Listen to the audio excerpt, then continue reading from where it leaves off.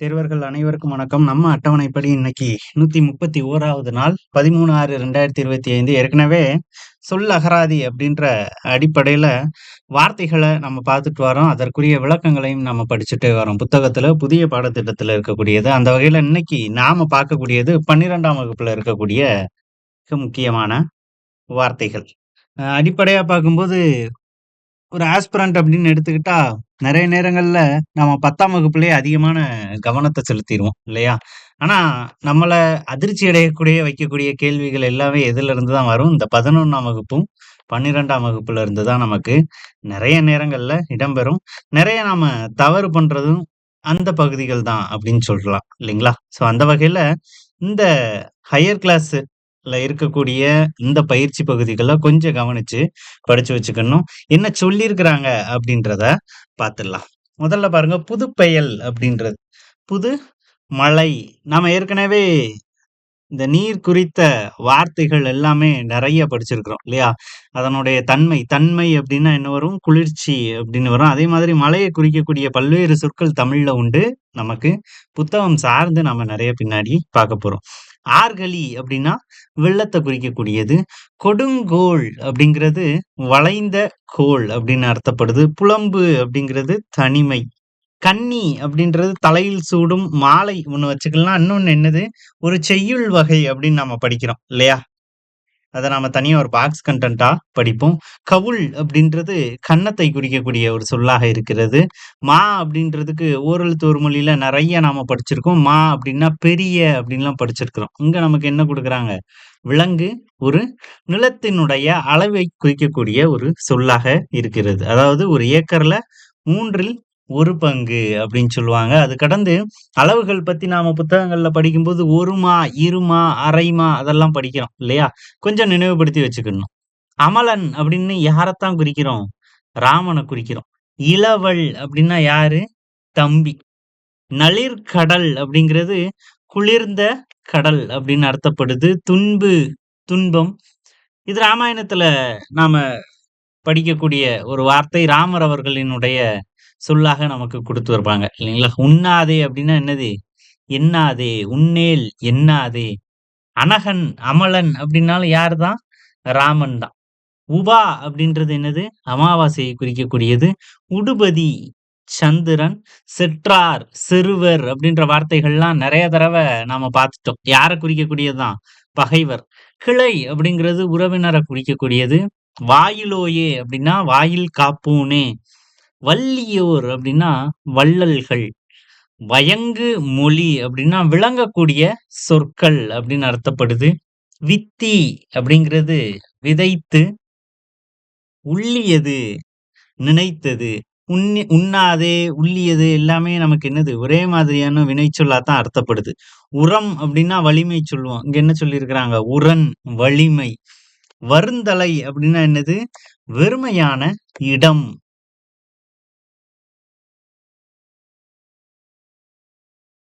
காவினம், கட்டிக்கொள்ளுதல். களன், யாழ். இந்த வார்த்தைகள பார்த்தோனே நமக்கு எங்க ஞாபகம் வருது? ஔவையாரினுடைய இந்த புறநானூற்று பாடல் வரிகள் ஞாபகம் வருது இல்லையா? அதுல இடம்பெற்றிருக்கக்கூடிய வார்த்தைகள் தான். கலப்பை, கருவிகளை வைக்கக்கூடிய பை. மழு, கோடரி. வேட்டம் அப்படின்னா என்னது? மீன் பிடித்தல். களி, உப்பங்களி. செருவயல் அப்படின்னு சொல்லுவாங்க இல்லையா? செரு அப்படின்றது எதை குறிக்கக்கூடியது? வயல். கொள்ளை, விளை. என்றூழ் அப்படின்றது என்னது? சூரியனினுடைய வெப்பம் அப்படின்னு சொல்றாங்க. பரிபாடல்ல இந்த வார்த்தையை நம்ம அடையாளப்படுத்தலாம். விடற அப்படிங்கிறது மலை, வெடிப்பு. கதல், விரைவு. உமணர் அப்படின்னு யார குறிக்கிறோம்? உப்பு வணிகரை குறிக்கிறோம். எல்வளை அப்படிங்கிறது என்னது? ஒளிரக்கூடிய வளையலை குறிக்கக்கூடியது. தெளிர்ப்ப, ஒளிப்ப. விழி அறி அப்படிங்கிறது விழின்னா என்னது? அழைத்தல் அப்படின்னு தான் அர்த்தம். நம்ம இலக்கணத்துல படிக்கிறோம் இல்லையா? அதே மாதிரிதான் விழி அறி அப்படின்றது குரல் கேட்ட. ஞெமளி, நாய். ஒரு உப்பு வணிகர் அவருடைய பெண் ஒரு ஊருக்குள்ள விற்பனைக்காக போகும்பொழுது நடக்கக்கூடிய அந்த ஒரு நிகழ்வ நாம செய்யுளா படிக்கிறோம். அதுல இடம்பெற்றிருக்கக்கூடிய வார்த்தைகள் தான். வெறிய, அஞ்சிய. மதர் கயல், அழகிய மீன். அந்த பெண்ணினுடைய கண்கள நமக்கு இப்படி ஒப்பிட்டிருப்பாங்க இல்லையா? அதான் அழகிய மீன். புனவன் அப்படின்னா காணவன். அல்லல் சேறு. பகடு அப்படின்றது எப்படி வருது? எருது அப்படின்னு வருது. இதே வார்த்தையை நாம மேதி அப்படின்னும் பார்த்திருப்போம் இல்லைங்களா? மேதி, பகடு எல்லாமே என்னது? எருதை குறிக்கக்கூடியது. நகை சிரிப்பு. இளிவரல் அப்படின்னா சிறுமை. மறுக்கை அப்படிங்கிறது என்ன சொல்றாங்க? வியப்பு அப்படின்னு நமக்கு அர்த்தப்படுது. வெகுளி. வெகுளின்னா நம்ம நிறைய நேரங்கள்ல இன்னசென்ஸ் அப்படின்ற மாதிரியான ஒரு அர்த்தத்துல தான் அதை பயன்படுத்திக்கிட்டு இருக்கோம் இல்லையா? ஆனா இங்க என்ன அர்த்தத்துல வருது? சினம். உவகை மகிழ்ச்சி. காய்நெல் அப்படின்னா என்ன அர்த்தம்? விளைந்த நெல். தமித்து தனித்து. புக்கு அப்படின்னா என்னது? புகுந்து. யாத்து அப்படிங்கிறது சேர்த்து. எல்லாமே நமக்கு வினை சொற்கள் தான். ஆனா இலக்கிய வகையான சொற்கள். சரியா? அப்ப வழக்கு மொழியில அர்த்தம் புரியும்படியான வார்த்தைகள் என்ன அப்படின்றது தெரிஞ்சு வச்சுக்கணும். நந்தும் அப்படின்னா தலைக்கும். இதே நந்து அப்படின்னா சங்கு அப்படின்ற ஒரு அர்த்தத்திலையும் நாம புத்தகத்துல சொற்கள் இருக்கு இல்லையா? நந்தும் அப்படின்னா தலைக்கும். வரிசை முறைமை. கல் அப்படின்றது என்னது? ஒரு ஒலி குறிப்பு. அது கடந்து படி அப்படின்ற அர்த்தத்திலையும் நமக்கு வரும். பரிவு அன்பு. தப கெட. பிண்டம் வரி. இதெல்லாம் பாத்தீங்கன்னா செய்யுள்ல என்ன அர்த்தத்துல இடம்பெற்றிருக்கோ அதன் அடிப்படையில தான் நமக்கு கொடுத்திருக்கிறாங்க இல்லையா? அப்ப இந்த வார்த்தைகளுக்கெல்லாம் வேற அர்த்தம் வருமே அப்படின்னு குழப்பிக்க தேவையில்லை. முழுக்க முழுக்க செய்யுள்ல அந்த இடத்துல அது என்ன அர்த்தத்தை வெளிப்படுத்துதோ அதைத்தான் நமக்கு பதிலா கொடுத்திருக்கிறாங்க. அதனாலதான் இதை நாம படிக்கணும் அப்படின்னு சொல்றது. நச்சின் விரும்பினாள். உண்ணலீர் எண்ணாதீர்கள். ஏற்கனவே இந்த வார்த்தை பார்த்தோம். உண்ணாதே அப்படின்ட்டு இல்லையா? பிணித்தமை கட்டியமை. நீச இழிந்த. நேசம் அப்படின்றது எதை குறிக்குது? அன்பை குறிக்குது. வல்லியதை உறுதியை.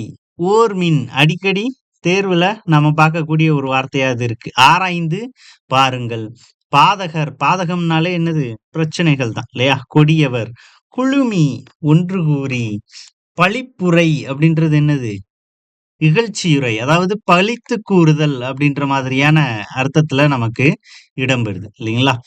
ஏதமிழ் குற்றமில்லாத. ஊன்ற அப்படின்னா என்னது? அழுந்த. மாற்றம் சொல். நுவல்தல் அப்படின்னா என்னது? சொல்லுதல் அப்படின்னு அர்த்தம். அப்ப நுவன்றிலர் அப்படின்னா என்னது? கூறவில்லை. ஆக்கினை தண்டனை. நிர்ணயம் அப்படின்றது எதை குறிக்குது? உறுதி. கூவல் கிணறு. ஒண்ணுமோ முடியுமோ அப்படின்றதுதான். 3 சொல்லி நகரம் இடம்பெற்றிருக்கு. உததி அப்படின்றது ஒரு புதிய வார்த்தை இல்லையா? எதை குறிக்குது? கடலை குறிக்குது. இது கடந்து நிறைய வார்த்தைகள் நம்ம ஏற்கனவே பார்த்துட்டோம். ஒடுக்க அடக்க. களைந்து கலற்றி. திகழ விளங்க. சேர்த்தினர் உடுத்தினர். இதெல்லாம் ரொம்ப சுலபமா நாம அடையாளப்படுத்திடலாம். சிரம் அப்படின்னா தலை. சிரத்து அப்படின்னா தலையில். பெய்தனர் வைத்து அழுத்தினர். கைது உறும் கையில் கொடுத்திருந்த. வார்த்தையை பிரிச்சு பார்த்தாலே நம்ம கொஞ்சம் அடையாளப்படுத்திடலாம் என்ன வரும் அப்படிங்கிறத. கண்டகர் கொடியவர்கள். அதே மாதிரி பாதகர் அப்படின்னு அடையாளப்படுத்திருக்கிறாங்க. வெய்துர வலிமை மிக்க. வைதனர் திட்டினர். மரம் கொள். மரம்னா என்னது? வீரம் அப்படின்னு நாம படிச்சிருக்கிறோம் சரியா? புணர்ச்சி விதியின் அடிப்படையில அது மரங்கொள் அப்படின்னு மாறி இருக்குது. முரட்டுத்தன்மையுள்ளவர்கள். மேதினி உலகம். கீண்டு பிளந்து. வாரதி அப்படின்னாலும் கடல் தான். வேற ஒரு வார்த்தை நாம என்ன படிச்சோம்? ஞாபகப்படுத்திக்கலாம். உததி அப்படின்னு படிச்சோம் இல்லையா? சுவராதது வற்றாதது. வல்லானை வலிமை வாய்ந்தவரை. நிந்தை நிந்திப்பது அப்படின்னால என்னதான் அர்த்தம்? பழிப்பது அப்படின்னு அர்த்தம். புல்லாங்கு கெடுதல் அல்லது தீமை. வளமலை அப்படின்னா எதை குறிக்குது? வளமான மலையை குறிக்குது. கவா அன் அடிக்கடி கேட்டது. மலைப்பக்கம். கலிங்கம். கலிங்கம் அப்படின்னா ஒடிசா மாநிலத்தை குறிக்கக்கூடிய ஒரு வார்த்தையா இருக்கு. ஆடைகள் சரிங்களா? சுரும்பு வண்டு. நாகத்தை என்ன வார்த்தையை சொல்லி குறிக்கிறாங்க? சுரப்புன்னை நாகப்பாம்பு. பிறங்கு விளங்கும். பரம்பு அப்படின்றது பரம்பு மலையை குறிக்குது. கரங்கு இசை அப்படின்னு சொல்லுவாங்க இல்லையா? கரங்குனா ஒலிக்கும். வாளுலை வெண்மையான தலையாட்டம். மருள வியக்க. நிழல் ஒளி வீசும். நீலம் நீலமணி. ஆலமர் செல்வன்னு யார குறிக்குது? ஆலவாய் கண்டன் அப்படின்னு சொல்றோம் இல்லையா? யார? சிவபெருமான குறிக்குது. அமர்ந்தனன், விரும்பினன், சாபம், வில், மால்வரை அப்படின்னா என்னது? பெரிய மலை அப்படின்னு அர்த்தம். இதுவுமே நமக்கு அடிக்கடி தேர்வுல பார்க்கலாம். கரவாது அப்படிங்கிறது என்ன அர்த்தம்? மறைக்காது.